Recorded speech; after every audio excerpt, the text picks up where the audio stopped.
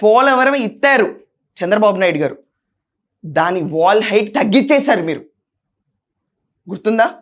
అమరావతిని ఇత్తారు, పనికిరాని బీడు భూముల కింద చేశారు మీరు, గుర్తుందా? లిక్కర్ తాగి 40% మంది వరకు బాధితులు రోగులు ఉండేవాళ్ళు.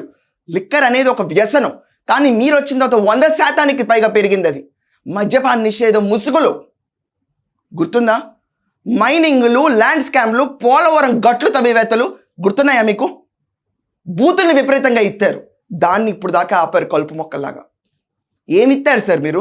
ఆ లెక్కని టెన్యూర్లో రాజధాని పర్ఫెక్ట్గా ఎత్తుతున్నారు, పోలవరాన్ని పర్ఫెక్ట్గా ఎత్తుతున్నారు. దీన్ని ఏం చేస్తారు? మళ్ళీ ఏం చేస్తారు?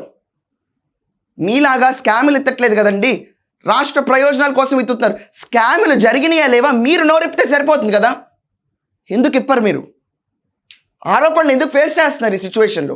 ముందుగా మనం చూసుకుంటే కనుక లిక్కర్ స్కామ్ ఏదైతే ఫేస్ చేస్తున్నారో దాంట్లో ఈరోజు రాజ్ కసిరెడ్డి, ధనుంజయ రెడ్డి, కృష్ణమోహన్ రెడ్డి, దాని తర్వాత బాలాజీ గోవిందప్ప, వీళ్ళందరూ సిట్లో వాళ్ళు రిమైండ్లో ఉండగా ఇప్పుడు బయటకు వస్తున్న విషయాలు చూసుకుంటే కనుక లిక్కర్ ముందు 6 నెలలు కిక్ బ్యాక్ సిస్టమ్ మీద, అంటే ఏ డిస్టరీస్ ఆంధ్రప్రదేశ్లో ఉండాలి, మెలగాలి, మసులుకోవాలనుకుంటే వాళ్ళు కొంత ముడుపు కిక్ బ్యాక్ కింద ఇవ్వాలి. అది మన అందరికీ తెలిసిందే 3200 కోట్లు. ఇక్కడి దాకా కేసు బాగానే ఉంది. తర్వాత తెలిసింది ఏంటంటే నెక్స్ట్ ఆపరేషన్ 6 నెలల తర్వాత జరిగింది.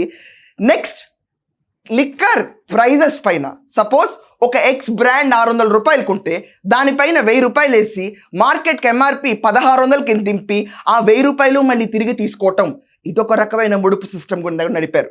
దీనిపైన ఓన్లీ బ్రాండ్ పైన మార్చి వేసిన ఎంఆర్పీలకు వచ్చిన ముడుపుల సంఖ్య చూస్తే ఈరోజు పేపర్లో వచ్చింది 3113 కోట్లు, 3113 crores.